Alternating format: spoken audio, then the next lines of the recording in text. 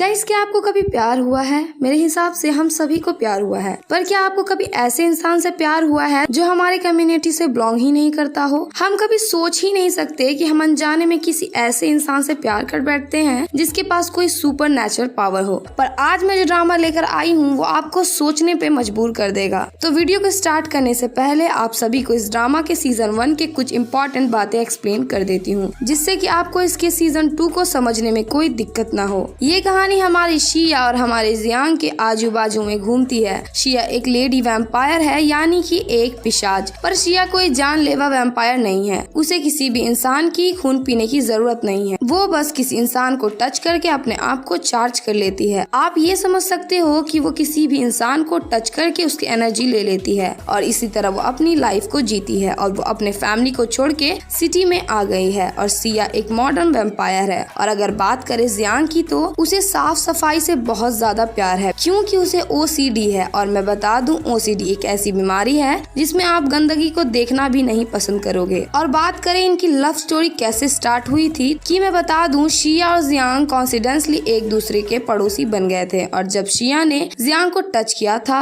तो वो उसे काफी टेस्टी लगा था, इसलिए शिया उसे टच करने के चक्कर में उससे प्यार कर बैठी है। और एट द एंड सीजन के लास्ट में जियांग को भी शिया से प्यार हो जाता है और ये दोनों कपल बन जाते हैं। और फर्स्ट सीजन के लास्ट में जियांग और शिया साथ में थे, जहाँ शिया सो रही थी और तभी जियांग के फोन में एक अननोन इंसान का मैसेज आता है जिसमें लिखा हुआ था, शिया एक इंसान नहीं, एक वैम्पायर है। और इसी ट्विस्ट के साथ फर्स्ट सीजन की एंडिंग हो गई थी। और अब मैं सेकंड सीजन एक्सप्लेन करूंगी, तो बिना कोई देरी के ड्रामा में नजर डालते हैं। पार्ट 1 की स्टार्टिंग में शिया एक जंगल की तरफ भाग रही थी और उसके पीछे कुछ गुंडे लगे हुए थे, जहाँ जियांग उन गुंडे को तीर से मार देता है और शिया आकर जियांग को हक कर लेती है और हक करने के बाद और उसके गले में अपने वैम्पायर वाली दांतों से काट लेती है। अब ये क्या था, ये तो हमें आगे ही पता चलेगा। और अब ऑफिशियली ड्रामा की स्टार्टिंग हो जाती है, जहाँ जियांग अपनी कहानी के नरेशन देते हुए बोल रहा था, मैं हूँ जियांग जी हाओ और मैं एक थ्रिलर नोवेल राइटर हूँ। OCD की वजह से मुझे लोगों से घुलना मिलना ज्यादा पसंद नहीं है। मैं हमेशा एक ऐसी लाइफ जीता था जिसमें मैं सिर्फ अकेला रहता था, पर एक दिन मेरी एक मिस्टीरियस पड़ोसी मेरे बगल वाले घर में रहने आ गई। शिया ने मेरी जिंदगी बदल दी, उसने मेरी बीमारी को भी ठीक कर दिया। सोचता था मुझे ऐसी जिंदगी पसंद नहीं है जिसमें कि मुझे दूसरे लोग डिस्टर्ब करें, पर शिया ने मुझे पुश किया मेरे पास्ट लाइफ को छोड़ने के लिए। उसने मुझे एक नई जिंदगी दी। पहले मुझे समझ नहीं आता था कि ऐसे लाइफ मुझे चाहिए भी कि नहीं, पर अब मुझे अच्छे से समझ आ गया है कि मुझे यही जिंदगी कंटिन्यू करनी है। और ये नरेशन यही खत्म हो जाती है और हम जियांग को देखते हैं जो शिया के बेडरूम जाता है, बट शिया सोई हुई थी और जियांग शिया को देखते हुए बोलता है, क्या ये सच है कि ये एक वैम्पायर है? आजकल मैं खुद से ये क्वेश्चन पूछे जा रहा हूँ, पर अब मैं बहुत ही अच्छे से इस सवाल का जवाब जानता हूँ। मैं बिल्कुल भी पैनिक फील नहीं कर रहा हूँ और मुझे कोई डर भी नहीं लग रहा है। और इतना बोलने के बाद और वो उस अननोन इंसान का वही मैसेज डिलीट कर देता है जिसमें उसने शिया की वैम्पायर होने वाली बात बताई थी। और ये करने के बाद वो शिया को फोरहेड पे किस करके वहाँ से चला जाता है। और फिर हम लोग शिया को देखते हैं जो अपने और जियांग के लिए ब्रेकफास्ट बना रही थी और जियांग वहाँ पर आके उसे प्यार से देखने लगता है। और जियांग एक न्यूज देखता है जिसमें लिखा हुआ था कि NL फार्मास्यूटिकल्स अभी भी इन्वेस्टिगेशन पे ही है।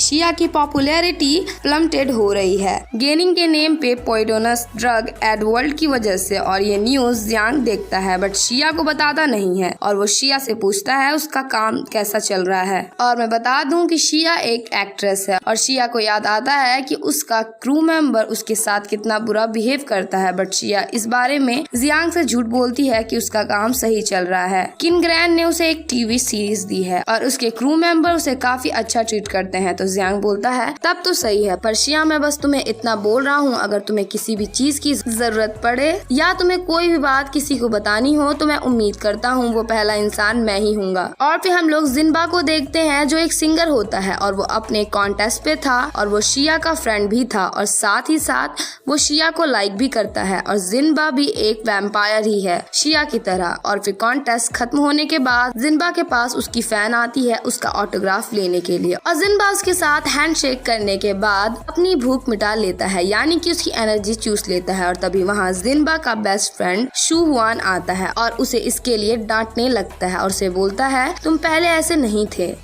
जिन्बा बोलता है मैं पहले ये करता नहीं था, इसका मतलब ये नहीं है कि मैं ये कर नहीं सकता हूँ, मुझे बस इसकी जरूरत थी, बाकी वैम्पायर भी ऐसे ही हैं। तो शी बोलता है तुम पहले ऐसे नहीं थे, तुम ऐसे क्यों बन गए हो? तो फिर जिन्बा बोलता है क्योंकि मैं इंसानों से नफरत करता हूँ और मैं तुमसे भी नफरत करता हूँ बिकॉज इंसान मेरे से मेरी चीजें छीन रहे हैं। जिन्बा का मतलब इससे सिया से था बिकॉज जिन्बा ने सिया को अपनी फीलिंग कन्फेस की थी बट सिया ने उसे रिजेक्ट कर दिया था और उसके रिजेक्ट करने का रीजन सिर्फ और सिर्फ जियांग था। और जिन्बा को हम लोग एक बार पे देखते हैं और उसकी नजर एक लड़की में पड़ती है जिसे कुछ लड़के छेड़ रहे थे और ये देख के जिन्बा उस लड़की को प्रोटेक्ट करते हुए उन लोगों से फाइट करता है और वहाँ जुन्हे भी आता है और वो जिन्बा की सपोर्ट करते हुए उन लोगों को मारता है और वो फाइट में उन लोगों को हरा भी देता है। और गाइस जुन्हे भी एक वैम्पायर ही है। यहाँ पे गाइस बहुत सारे वैम्पायर्स है, सो मैं धीरे धीरे आप लोगों को उनसे इंट्रोड्यूस करवाती हूँ। और फिर हम लोग शिया को उसके शूट पे देखते हैं जहाँ उसके लिए सब कुछ रेडी था जैसे कि foods, cold drinks and so many things. और जब सिया उनसे पूछती है ये किसने भिजवाया तो वो आदमी जियांग की तरफ उंगली दिखाता है। तो जियांग उसे पूछता है मैंने तुम्हें डिस्टर्ब तो नहीं किया तुम्हारे काम में? बट शिया उसे कुछ ना बोलते हुए हक कर लेती है और फिर वो दोनों जियांग की कार में बैठते हैं। और शिया काफी ज्यादा घबरा जाती है बिकॉज जियांग बहुत गंदा ड्राइवर है और उसे कार बिल्कुल भी चलानी नहीं आती। जब वो कार चलाता है तो उसकी ड्राइविंग ठीक ही हो गई थी जिससे कि सिया काफी हैप्पी हो जाती है। और फिर हम लोग इन दोनों को एक रेस्टोरेंट में देखते हैं जहाँ जियांग शिया को बोलता है मुझे तुम्हें कुछ बताना है, यहाँ पे बहुत सी ऐसी चीजें हैं जो एक्सप्लेन नहीं की जा सकती। हम लोग दोनों अलग दुनिया से हैं। बट शिया उसके बातों में ध्यान ही नहीं दे रही थी और इसी वजह से वो उसे प्रॉपर्ली नहीं बता पाता। और जियांग बाथरूम में जाकर अपने आप को कोसने लगता है कि वो उसे क्यों नहीं बता पाया, अगर वो वैम्पायर भी है तो भी वो उसके साथ ही रहेगा। और फिर हम लोग इन दोनों को बाहर देखते हैं जहाँ ये दोनों एक दूसरे के शैडो के साथ मस्ती करने लगते हैं। तो जियांग बोलता है सब इंसान का एक आइडल मैच होता है पर तुम मेरी आइडल वुमन नहीं हो, तुम कुछ ज्यादा ही लाउड हो और तुमने मुझे अपनी बहुत सारी सीक्रेट्स नहीं बताई हैं। पर अगर तुम लाउड और पागल भी हो और तुम दूसरी दुनिया से भी हो जिसके बारे में मैं नहीं जानता हूँ पर उसके बावजूद भी मैं तुम्हें पसंद करता हूँ। और इतना बोलने के बाद वो दोनों एक दूसरे को किस करते हैं जिसकी वजह से जियांग बेहोश हो जाता है और सिया बहुत मुश्किल से उसे उसके घर लेकर जाती है। और जियांग को छोड़ने के बाद शिया अपने घर जाने के लिए बाहर निकलती है और तभी वो किसी को देख के हैरान हो जाती है। और फिर हम लोग देखते हैं एक जगह में जिन्बा, शिया, जियांग और शी एक साथ में बैठे हुए होते हैं जहाँ जिन्बा और जियांग दोनों ही अपना हाथ शिया के तरफ बढ़ाते हैं और शिया जियांग का हाथ थाम लेती है। और ये देख के जिन्बा को गुस्सा आ जाता है और वो जियांग के ऊपर तलवार कस देता है और हमें पता चलता है ये बस एक सपना था,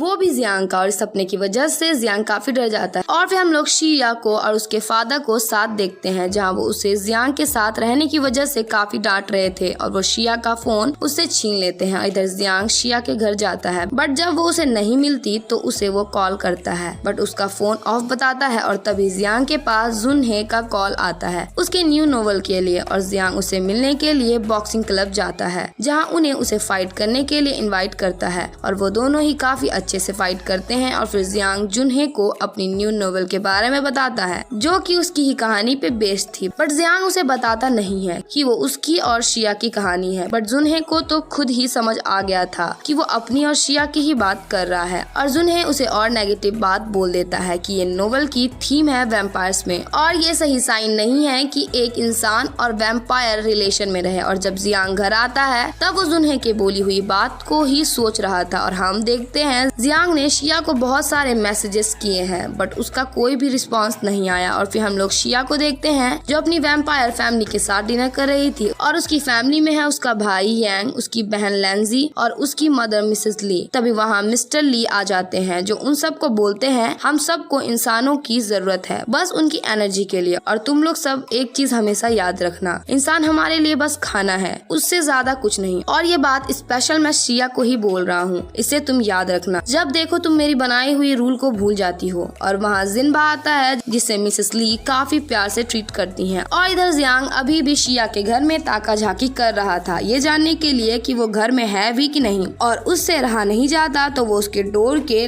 लॉक को खोलने लगता है। तभी वहाँ गार्ड आ जाते हैं और उसे अपने ऑफिस लेकर चले जाते हैं एक पर्वट समझकर। और जियांग उन्हें बहुत समझा रहा था कि वो पर्वट नहीं है, पर वो लोग नहीं समझते। और इधर शिया बहुत कोशिशों के बाद भी अपना मोबाइल अपने फादर से नहीं ले पाती, तो यांग उसे गिव अप करने को बोलता है, बट शिया इसे साफ मना कर देती है और अपनी दूसरी तरकीब सोच के अपने फादर के पास जाती है और उन्हें बोलती है मुझे अपना बहुत सारा सामान लेकर आना है अपने अपार्टमेंट से, तब ना मैं यहाँ पे शिफ्ट हो पाऊंगी। और फिर मिस्टर ली इसे तुरंत मान जाते हैं, बट इसमें एक ट्विस्ट था। वो ट्विस्ट ये था कि मिस्टर ली भी उसके साथ उसके अपार्टमेंट जाने के लिए निकलते हैं। गाइज, आप सभी से बोलना चाहती हूँ कि वीडियो अगर अच्छी लग रही है तो वीडियो को लाइक कीजिए, शेयर कीजिए और कमेंट भी कीजिए। और अगर आप मेरे चैनल पे न्यू है तो मेरे चैनल को सब्सक्राइब कर लें और साथ ही साथ बेल आइकन को भी प्रेस कर दें कि जिससे आपको मेरी वीडियोस की नोटिफिकेशन सबसे पहले जाए। और इधर जियांग को समझ नहीं आ रहा था कि शिया उसके मैसेजेस और कॉल का क्यों रिप्लाई नहीं दे रही है और उसे बुरे बुरे ख्याल आने लगते हैं, जैसे कि शिया को किसी ने किडनैप कर लिया हो।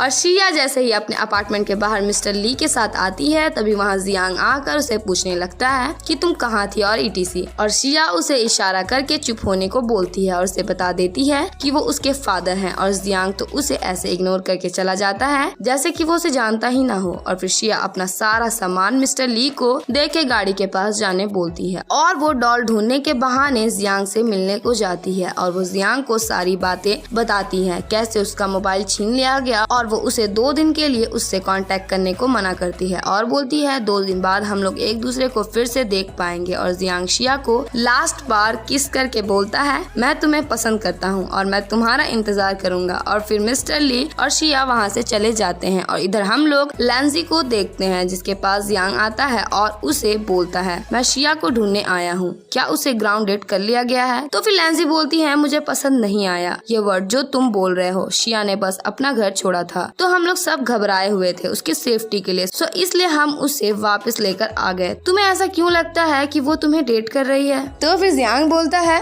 क्योंकि हम एक दूसरे को पसंद करते हैं और मुझे उसे प्रोटेक्ट करने का पूरा हक है। तो लैंजी उसे बताती है शिया का काम ही है लोगों को डेट करके उनकी एनर्जी लेने की, और जैसे ही शिया का काम हो जाएगा वो उसे तुरंत डंप कर देगी और बोलती है मेरी मानो तो शिया से जल्द ही ब्रेकअप कर लो, ये तुम दोनों के लिए अच्छा है। बट जियांग लैंजी की बातों में कोई इंटरेस्ट नहीं लेता बिकॉज उसे शिया में पूरा यकीन है कि वो ऐसा कभी नहीं करेगी। और फिर हम लोग जियांग को शिया के असली घर के बाहर देखते हैं जहाँ यांग आकर उसकी सारी एनर्जी चूस ही रहा था कि जियांग उसके पहले ही बेहोश हो जाता है। और जियांग को ऐसा देख यांग को उसके पापा का डर आता है और उसे एक रूम में छोड़कर वो चला जाता है। और हमें पता चलता है जियांग तो बस बेहोश होने का एक्टिंग कर रहा था और उसे तो बस अंदर आना था। और जियांग यांग की वजह से अंदर भी आ गया और वो सबसे छिप के पूरे घर में घूम रहा शिया को ढूंढते हुए। और शिया अपने माँ को उसके पापा के चंगुल से छुड़वाने को बोलती है, बट मिसेस ली साफ मना कर देती है। और शिया की नजर जियांग पे पड़ती है और उसे पता चल जाता है कि जियांग उसके घर में है। और शिया अपने माँ से बचा के जियांग को एक रूम लेकर जाती है और तुरंत डोर को लॉक करके उससे पूछती है कि तुम यहाँ क्या कर रहे हो और तुम्हें कैसे पता चला कि मैं यहाँ रहती हूँ। तो जियांग बोलता है मुझे तुम्हारी फिक्र हो रही थी इसलिए मैं तुम्हें यहाँ देखने आ गया, और आजकल मेरी तुम्हारी बहन से बात हो रही थी तो मुझे पता चल गया कि तुम कहाँ रहती हो। और ये सुन के तो शिया का दिल गार्डन हो गया था। और स्टार्टिंग में तो इनकी नॉर्मल बात होती है और धीरे धीरे इनका रोमांस चालू हो जाता है, पर इनके रोमांस के बीच में यांग आ जाता है, लेकिन शिया उसे वहाँ से भगा के अपना रोमांस कंटिन्यू करती है। और इनका किस होने वाला ही था कि वहाँ लैंजी आ जाती है और शिया को लैंजी को वहाँ से भगाने के चक्कर में उसे खुद उसके साथ ही जाना पड़ता है। और इधर यांग सीक्रेट की से शिया का रूम का दरवाजा खोल लेता है और उसका रूम चेक करने लगता है, बट शिया के वहाँ पे होने की वजह से वो उसे नहीं ढूंढ पाता है। और शिया वहाँ से आते ही जियांग को किस कर लेती है क्योंकि उसे डर था कि उनके किस में दोबारा कोई अड़चन बनने ना आ जाए। और शिया अपने रूम से चली जाती है अपनी बहन के पास जहाँ लैंजी बोलती है जियांग मेरे से पूछ रहा था तुम्हें घर में कैद करके क्यों रखा है, तुम्हें नहीं पता है ना डैड तुम्हें यहाँ क्यों लेकर आए। तो फिर शिया बोलती है मुझे पता है पर मुझे समझ नहीं आ रहा, हम लोग जब छोटे थे तब भी वो मेरे से ही ज्यादा स्ट्रिक्ट थे लेकिन वो मेरे फादर है। तो फिर लैंजी बोलती है कि उन्हें ब्लेम मत करो, इंसान और वैम्पायर कभी एक नहीं हो सकते, लोगों का ब्रेकअप हो ही जाना ठीक है। मुझे पता है तुम क्या सोच रही हो, उसे सीक्रेटली डेट करने का सोचना भी मत, हमें डर है कि तुम हर्ट हो जाओगी। तो शिया लैंजी को समझाने की कोशिश करती है कि वो दोनों एक दूसरे के साथ बहुत खुश हैं और अगर वो दोनों एक दूसरे से अलग हुए तो वो दोनों हर्ट होंगे, बट लेंजी इनके प्यार को एक्सेप्ट करने से साफ इनकार कर देती है। और फिर हम लोग जिन्बा को देखते हैं जो अपने सॉन्ग में कॉन्सेंट्रेट कर ही नहीं पा रहा था।